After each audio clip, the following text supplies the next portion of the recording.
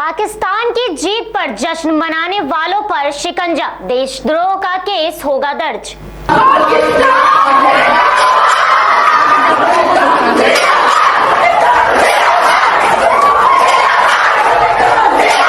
T20 world cup के भारत पाकिस्तान मुकाबले में देश में कई जगहों पर पाकिस्तान की जीत पर जश्न मनाए और पाकिस्तानी समर्थित नारे लगाने की खबरें सामने आई। कई लोगों ने पटाखे फोड़कर और जोरदार नारेबाजी करते हुए दुश्मन देश पाकिस्तान की मैच में जीत की खुशी मनाई, बिना ये सोचे कि आप भारत के नागरिक हैं और पाकिस्तान आपका दुश्मन, और साथ ही उन्होंने इसका परिणाम क्या हो सकता है ये भी नहीं सोचा। उनकी इसी बचकानी और लापरवाही से भरी हरकत का जवाब देने के लिए अब सरकार तैयार है और ऐसे लोगों पर शिकंजा कसने के लिए यूपी सरकार और पुलिस ने अपनी कमर कस ली है। और इस शिकंजे की शुरुआत यूपी के 5 जिलों से हो भी चुकी है। बताते चले कि T20 वर्ल्ड कप मैच के दौरान 24 अक्टूबर को हुए मैच में पाकिस्तान की जीत और भारत की हार पर खुशियां मनाने और पाकिस्तान समर्थित नारे लगाने के आरोप में यूपी पुलिस ने बड़ी कार्रवाई की है, जिसमें पुलिस ने 5 जिलों से 7 लोगों को गिरफ्तार किया है और साथ ही 4 को हिरासत में लिया है। इतना ही नहीं, इस मामले को लेकर मुख्यमंत्री योगी आदित्यनाथ ने बताया, मैच में पाकिस्तान की जीत का जश्न मनाने वालों पर देशद्रोह का मुकदमा दर्ज कर सख्त कार्रवाई की जाएगी और ऐसी हरकत की उन्हें सजा जरूर दी जाएगी। भारत पाकिस्तान के बीच 24 अक्टूबर को T20 मैच हुआ था, जिसमें भारत को बुरी तरह हार का सामना करना पड़ा। इसके बाद यूपी समेत देश के कई हिस्सों में कुछ लोगों ने पटाखे फोड़कर और नारे लगाकर पाकिस्तान की जीत पर खुशियां मनाई थी, जिस पर अब यूपी सरकार ने सख्त रुख अपनाते हुए ताबड़तोड़ गिरफ्तारी शुरू कर दी है। गिरफ्तार किए गए आरोपियों में से एक बदायूं का रहने वाला है। 24 अक्टूबर को उसने फेसबुक पर पाकिस्तान के समर्थन में पोस्ट करके और पाकिस्तान के झंडे की फोटो लगाकर जश्न मनाया था। वहीं बरेली के 2 लोगों पर आरोप है कि उन्होंने पाकिस्तान के समर्थन में अपने व्हाट्सएप पर स्टेटस डाला और शिकायतकर्ता के साथ गाली गलौज की।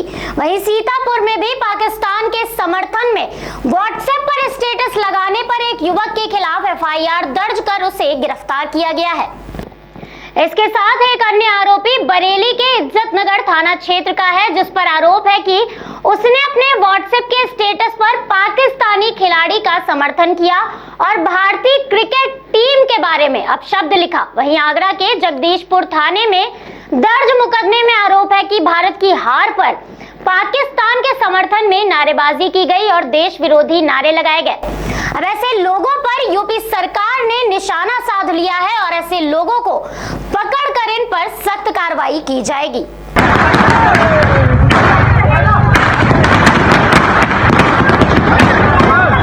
भारत एशियन सम्मेलन को पीएम मोदी ने किया संबोधित, मजबूत संबंधों को एशियन भारत मित्रता वर्ष के रूप में मनाएंगे।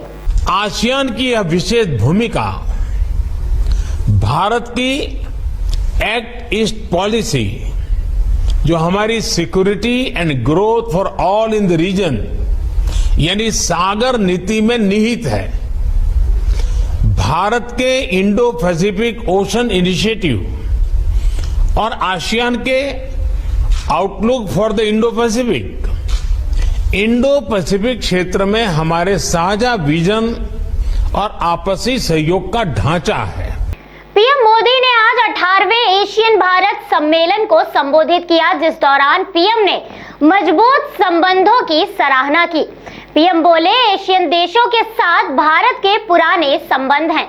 इतिहास गवाह है कि भारत और एशिया के बीच हजारों साल से मजबूत संबंध रहे हैं।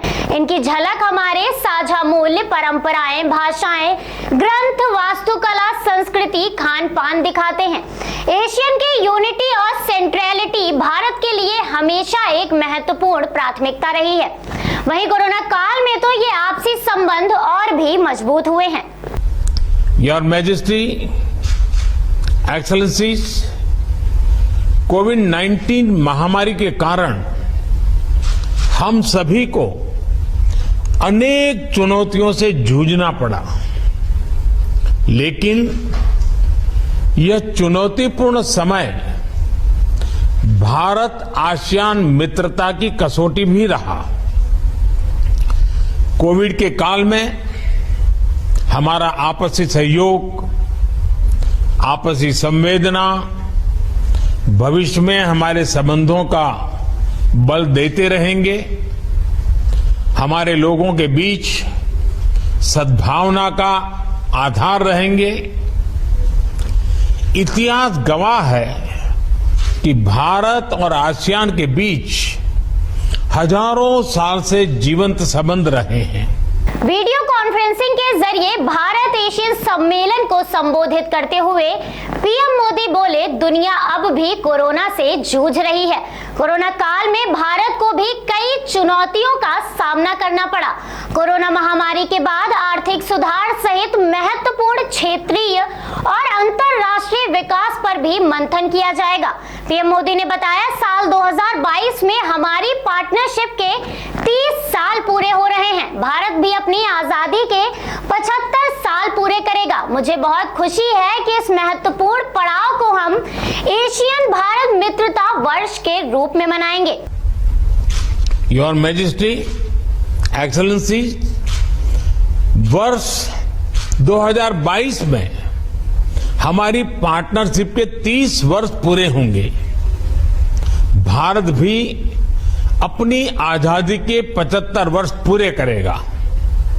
मुझे बहुत हर्ष है कि इस महत्वपूर्ण पड़ाव को हम आसियान भारत मित्रता वर्ष के रूप में मनाएंगे। वहीं इसके अलावा पीएम मोदी इटली और ब्रिटेन की 5 दिवसीय यात्रा पर रवाना होंगे। इस दौरान वो G20 शिखर वार्ता में हिस्सा लेंगे। 2 दिवसीय शिखर वार्ता 30 अक्टूबर से इटली में शुरू हो रही है, जिसके बाद पीएम मोदी ग्लासगो ब्रिटेन के दौरे पर जाएंगे। माना जा रहा है कि पीएम मोदी G20 की अहम बैठक में दुनिया से अफगानिस्तान पर संयुक्त दृष्टिकोण अपनाने का आह्वान करेंगे।